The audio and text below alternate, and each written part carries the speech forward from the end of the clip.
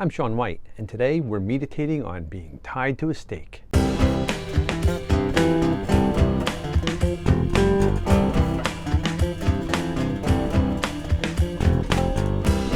So the past couple of videos may be a little contradictory. We talk about how to grill a steak, we talk about why you should never grill a steak.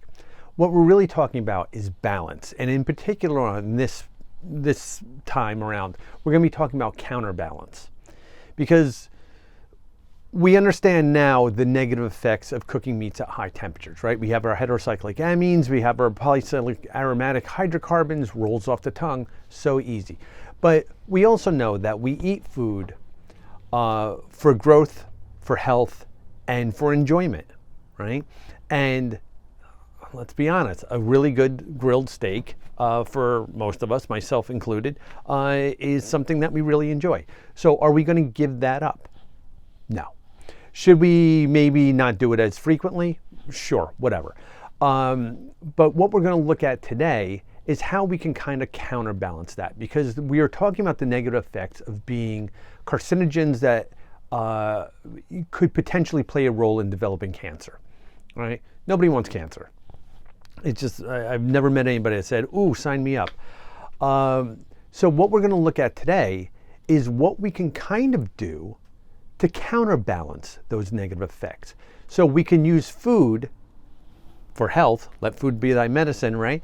And we're going to look at ways that we can pair our dish, our steak, with side dishes that are known to prevent those same types of cancers that we were talking about last episode that grilling meats at high temperature could cause.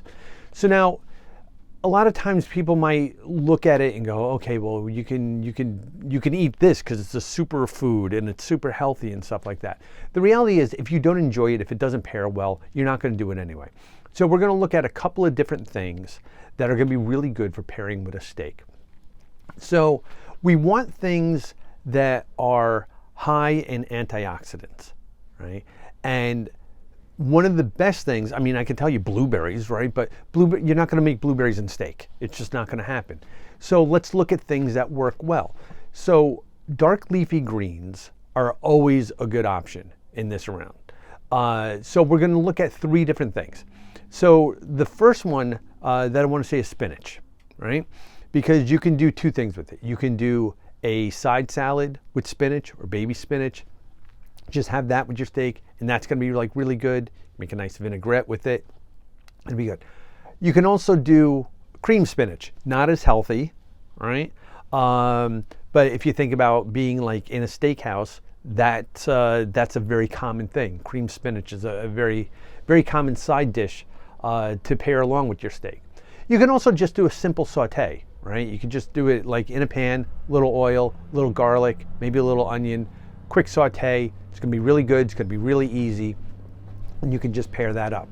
If you want to go more of, say, like a southern comfort food route, maybe do a little collard greens, right? You can do that. A couple of different ways of preparing them. You can do some that are going to be slightly more healthier, or you can throw in a ham hock and make it less healthy. But you know, you're still getting those dark leafy greens in. You're getting the health benefits of those. You know, if we need to go the unhealthier route on these things just to kind of get us into eating those, I'm all for that, right? It's like, it's not all or nothing, right? We're not going to forsake good for perfect. We're going to try to introduce those in. The last one, and this is one that I absolutely love, hated as a kid though, Brussels sprouts. Most people hate Brussels sprouts. Why? Probably because they're not prepared well. I think that's the major thing. I like to do them a couple different ways. I can do like in a pan, little oil, little hot. I like red pepper flakes. Like spice it up a little bit. You can also do it with bacon. Once again, the less healthier option, but still an option, right? And you don't need to use a lot of bacon. You can just use like the tiniest bit of bacon just to get that flavor in there. Another great application or preparation is just taking the Brussels sprouts, quartering them, little olive oil, salt, pepper, stick them in the oven, 425, let them roast until they get a nice caramelization on them. Super simple. And then you can just pair that up. The last thing that I'm going to say is, because if you think of like meat and potatoes, right? Steak and potatoes. Russet potatoes are actually very high in antioxidants. I only found this out like a couple of months ago. I'm like blown. I love potatoes, so I love making French fries out of them. You can do air fried French fries. You can fry them in some oil too. That's once again less healthier option. We can do baked fries too. You can do oven fries. I'm not a huge fan of those. I like air fryer fries. I've been getting pretty good at doing those. And or you can do a simple baked potato, super easy.